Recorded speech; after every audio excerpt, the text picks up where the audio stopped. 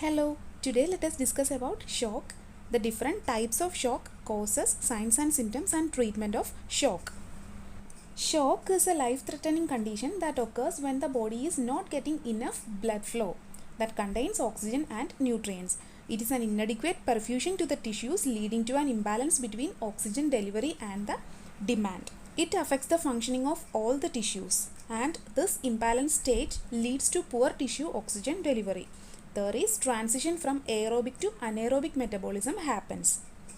As a result, lactate are produced and this will lead to metabolic acidosis. As a result, many organs can be damaged. The shock are mainly classified as four. They are septic shock, anaphylactic shock, cardiogenic shock and the neurogenic shock. Now let us see the types of shock. First one is septic shock. It is a life-threatening condition caused by severe localized or systemic infection. These infections can lead to dangerously low blood pressure and this blood pressure does not respond to fluid replacement. There are chances of organ failure. Main causes of septic shock is abdominal or digestive system infection, pneumonia, urinary tract infection or the reproductive system infection.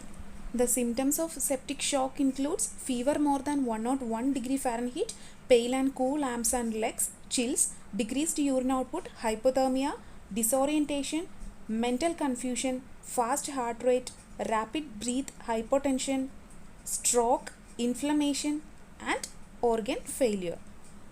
The risk factors include suppressed immune system in some conditions like HIV, rheumatoid diseases such as lupus arthritis or rheumatoid arthritis, psoriasis, inflammatory bowel diseases or in some cancers, major surgery, long-term hospitalization, diabetes type 1 and 2, injection or drug use, hospitalized patient, they are already sick, the use of IV catheters, urinary catheters and in ET tube.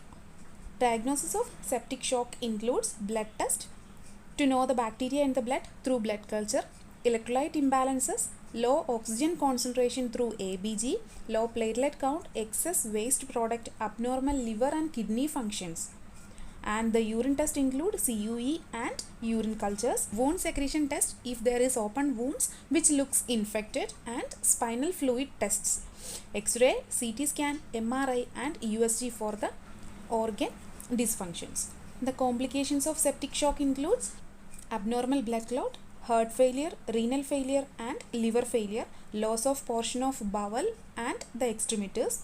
The outcome of septic shock depends on the factors such as age, time of the treatment started, causes of origin of sepsis and the pre-existing medical conditions. The treatment includes respiratory supports, IV antibiotics, IV fluids to prevent rehydration, vasopressors to increase BP, insulin to control the blood sugar, corticosteroids and sometimes surgical management if there is an infected wound. Next one is anaphylactic shock. People with severe allergies when exposed to something they are allergic to experience potentially life-threatening reaction called anaphylaxis. It is a severe and life-threatening allergic reaction. The reaction will occur when exposed to an allergen. This can happen within seconds or minutes. As a result, their immune system releases some chemicals that flood the body and it leads to anaphylactic shock. It is fatal if it is not treated. The symptoms of anaphylactic shock includes the skin reactions such as hives, flushed and pale skin, feeling warm to touch or feeling like a lump in the throat or dysphagia, nausea, vomiting, diarrhea and abdominal pain, runny nose, sneezing, swollen tongue and lips, tingling hands, feet, mouth or scalp, weak and rapid pulse, hypotension, difficulty to breathe, dizziness, confusion, weakness and the patient goes to loss of consciousness. The causes of anaphylactic shock includes medications such as penicillin, insect stings, foods such as tree nuts, shellfish, milk, eggs and latex, some agents which is used in immunotherapy, sometimes exercises like aerobic activity or in some patients the causes are unknown. The risk factors include previous anaphylactic reaction, allergy or asthma, family history of anaphylaxis. The complications include it can block the airway, difficulty to breathe, hypertension, reduced supply of oxygen to the myocardium and it stops the heart rate. The potential complications such as brain damage, kidney failure, arrhythmias, heart attack, cardiogenic shock, and the death. The treatment of anaphylactic shock includes injection epinephrine to reduce the severity of reaction, glucocorticoids and antihistamines to reduce inflammation, beta antagonistics such as albuterol, and oxygen administration. Next, let us see the cardiogenic shock. It is a life-threatening condition in which the heart has been damaged and can't pump enough blood to meet the body's needs. This condition is most often caused by a severe heart attack and it is rare. The risk factors of cardiogenic shock includes previous history of heart attack, plaque buildup in coronary artery, and long-term valvular diseases. Most common causes are serious heart diseases, which is mainly occur during or after a heart attack, like myocardial infarction, ischemia or necrosis of heart muscles, breaking or rupture of heart muscles, the dangerous heart arrhythmias such as VT, VF or supraventricular tachycardia, pericardial tamponade, which is nothing but the pressure on the heart due to buildup of fluid around the heart, tear or rupture of muscles or tendons that support the heart valves, especially the mitral valve, tear or rupture of cardiac septum, the problems with the electrical system of the heart like heart blocks.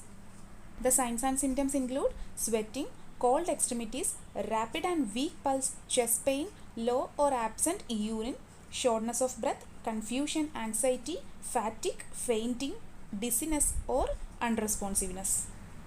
The diagnosis of cardiogenic shock are physical examination, which includes low BP and pulse, ECG, echocardiogram, blood test like ABG to know the low oxygen concentration in the blood and the organ failure, cardiac catheterization like angiogram. The treatment of cardiogenic shock will vary according to the causes. First of all, correct the arrhythmias with defibrillation and anti-arrhythmic drugs. Vasopressors and inotropes are helpful to increase the BP. Temporary support devices such as IABP or ECMO, that is the extracorporeal membrane oxygenation. Remove blockage through PTCA or the surgical management such as CABG, valve repair or replacement surgery, and the heart transplantation.